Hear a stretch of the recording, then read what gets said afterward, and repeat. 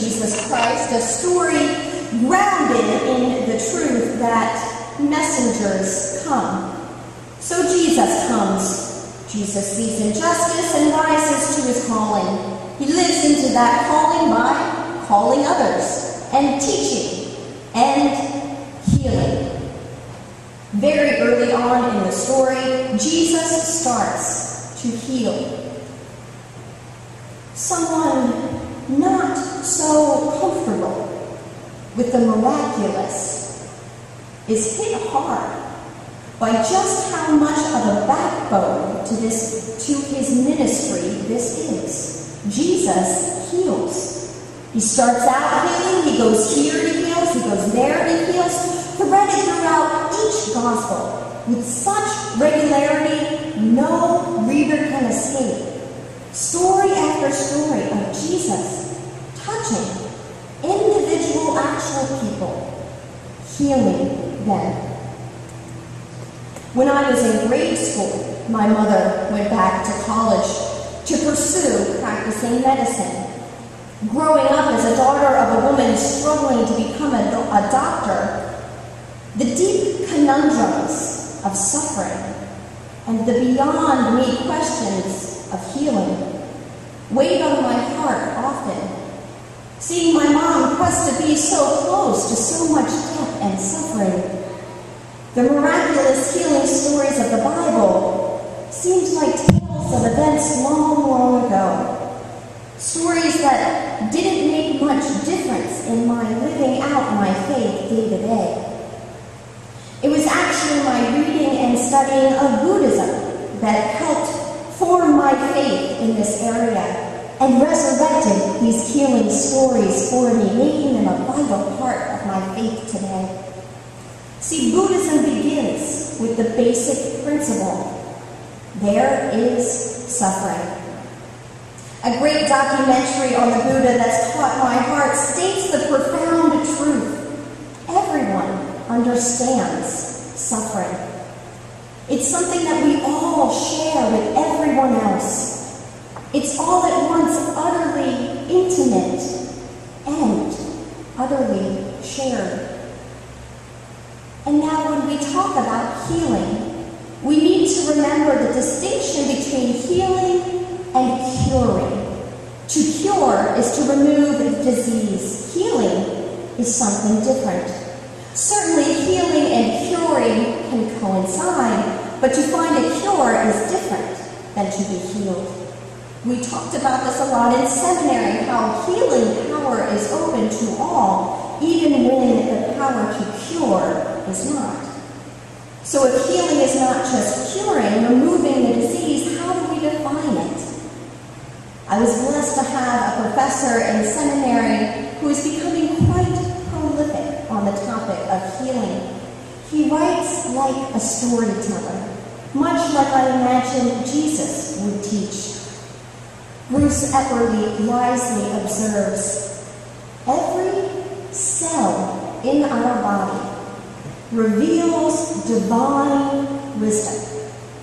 I'm going to stop right there and I'll ask you to ponder that for a moment, the complexity of one cell and the complexity of your whole body made up of so many different, unique, complex cells. Every cell of our bodies reveals divine wisdom. Yet we may fail to see the holiness of the moment or the divine resources that are at our fingertips. The divine presence is often hidden from our eyes by the pain of the world and the everyday stresses of our own lives. The divine presence is often hidden from our eyes by the pain of the world and our everyday stresses. So to find healing, then, all we have to do is open our eyes. Healing is the peace of the presence of the divine, even in the midst of tragedy. That's it. Healing is the peace of the presence of the divine, even in the midst of tragedy. Now I know that sounds so simple, but But the world is so dark, full of such heartbreaking tragedy, like the darkest sunglasses you could imagine. The tragedies of the world cloud our vision of seeing that presence of the divine with us through it all. We doubt that God could be a healing presence in Auschwitz and the falling of the Twin Towers. And closer to home, we wonder if we can find traces of divinity in a diagnosis of a life-threatening illness. In such moments, Isaac Loria's image of the shattering of the primordial light seems to describe our experience. That light of God is hidden and imprisoned in the husks of darkness and ignorance. Confronted by this tragedy and suffering, we all struggle with the questions: is God in this situation? Does God really care about all of these people in pain? Can God do anything to heal all this pain of the world? Can some beauty come out of even this tragedy? But still, within the darkness, persons of faith believe that the divine light still shines, and affirm that the hope of the world depends on seeing this holy light and bringing it forth wherever it may be found. The hope of the world depends on seeing that holy light and bringing it forth wherever it may be found. We, persons of faith, we come together into community, trying to remove those clouded glasses, in faith that together we can help one another see more clearly the divine light that is shining everywhere. We come together in faith, not knowing exactly what to expect, but knowing we'll feel better for it. Our spiritual commitments, they connect us to that infinite supply of divine energy. That divine energy has the power to change our attitudes, to open us to new possibilities, even to transform the cells in our bodies. So I contend we've all been healed by Jesus. Perhaps not in a miraculous show of blindness or lameness or leprosy, but from our own ills we have found healing. But look at how this first healing story plays out. The healing is new and exciting. It spreads like a contagion. Immediately the word goes out. By nightfall, the whole town is at the door. If we too have been healed, have we lost our fire? What healing have you had? When it's not so easy to see like leprosy or lameness, we need to do that work to put it in the words, to explain the healing we found to others, because it's powerful. The healing we felt and found, and other people want it. And it's been given to you for the good of all. The pains and sufferings of this world that need healing are so varied and yet so similar. We all have pains of the body and pains of the heart, and pains of the heart that cause pains of the body. But we, the called, have come together in this weird form of family and study this weird wedding of words we call sacred together, and try to live it together. And through that, we have each found our own unique healing, each for our own unique pain. But as ultimately unique as it is also ultimately shared, this suffering. If you have ever been unemployed and made it your job for days, weeks, months to find a job. If you've been in that situation, you may know very well a sense of a complete lack of purposefulness. You'd have to be an ostrich with your head in the ground not to know how profoundly our country is suffering from unemployment. Just imagine how many are going to sit at their computer again tomorrow. How many are going to take to the streets again tomorrow and do so day after day, hoping, yet not helping but to succumb to that sense of, I must have no purpose here, no place here, no one wants me, I'm not meant for anything. This place teaches us to place our identity, our purpose, apart from our profession. This place teaches us that we all have a purpose, no matter what we're getting paid to do. Like some of Jesus' closest friends. Helping others see that light is still within them, even in this dark time, that is a healing so much needed by so many in our world right now. If you have found that healing, that freedom of being defined not by the world, but first and foremost as God's child, if you have found that healing, do not keep it to yourself.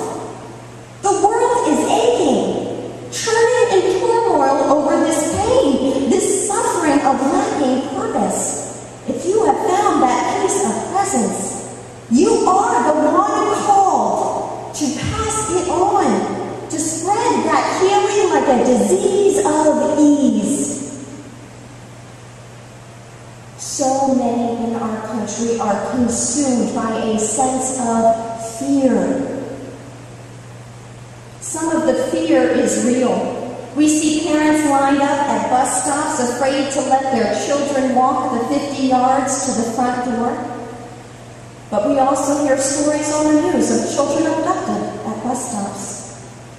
So we need to find a balance in this crazy world. But when we're completely ruled by our fear, afraid to let go of a few extra dollars for a good cause, afraid to volunteer because you might not have what it takes, letting our fears rule us to that extent, it really just shows a lack of faith. This piece teaches us that beyond our wildest notions, our God provides. Our God sends, our God sees, our God sees to it. It's not easy, but we step out with our money, with our time, with our talents. We step out in faith to extend what we have, because we believe what we have has been given to us by grace, given to us to grace the world. We don't know how it will come back to us. We don't know how it will all be okay. But we have faith to make that first move. Our culture is terribly plagued with anger. So much healing is needed for all of the anger brewing into hate. And we learn here that kind of anger and hate can only be quelled with love. That's not the logical reaction. Strike back when struck. That's logical. But here we learn that to turn the other cheek means to come back with love when struck with anger. Of course, we also learn that real efforts towards justice need to be included in healing the world's anger. Jesus wants us to be the healers of today's problems. Has our miraculous healing caused a contagion of healing? Those first healings by Jesus sent people running into the streets to gather the whole town to this wonderful man, this strange power. They saw the healing and they ran and told. With whom Christian bubble, are you sharing your healing story? Healing is powerful, but grace is not for you to keep. Your grace is to share and spread. People are hurting. The fields are ripe and full. The hope of the world depends on seeing the holy light and bringing it forth wherever it may be found. In our quest to see the light in life's challenges, we are confronted by the divine inquisitor who asks, what will you do to transform the world? Will you play your unique role in mending the universe? Those folks bringing the sick to Jesus, they saw a light still shining in people.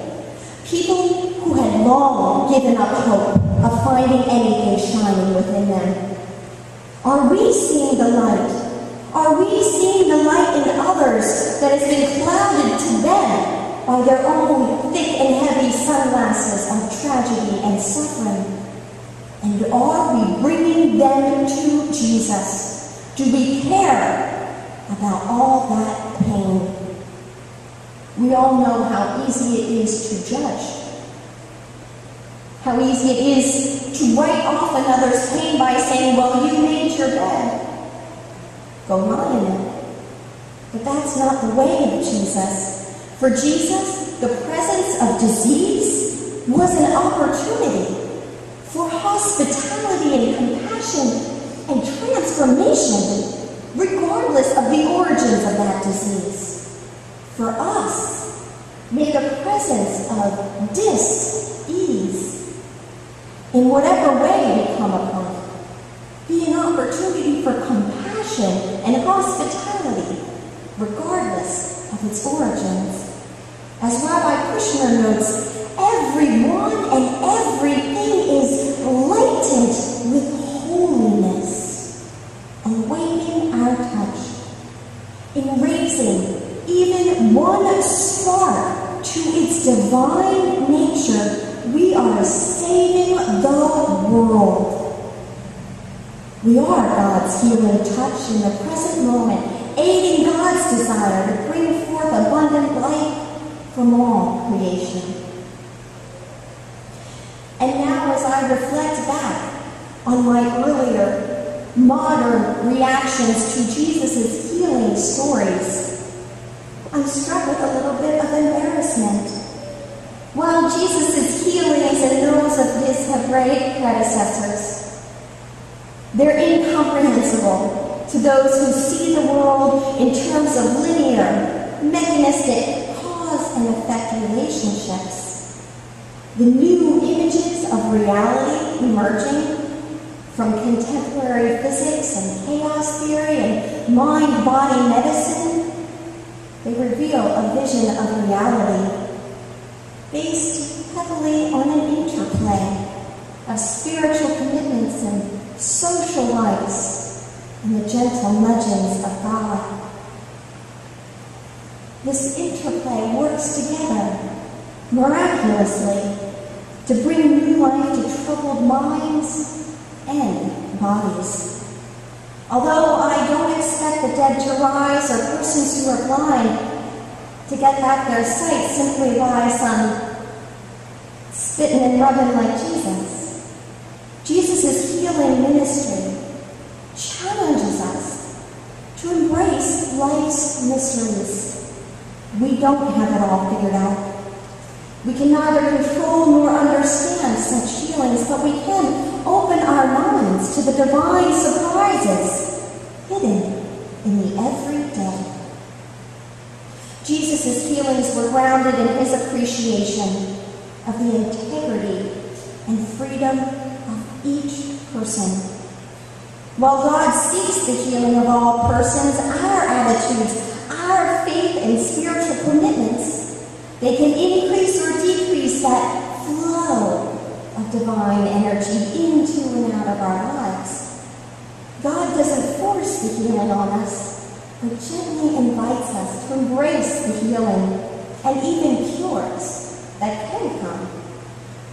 We are God's hands, reaching out to heal soul and body, when we simply proclaim with the true joy of a freed heart to anyone, anywhere, "This is how Jesus has healed me." The power of the healing we have received is palpable if we tell people about it, and not just those people who already know, but any random person anywhere God has put in your life.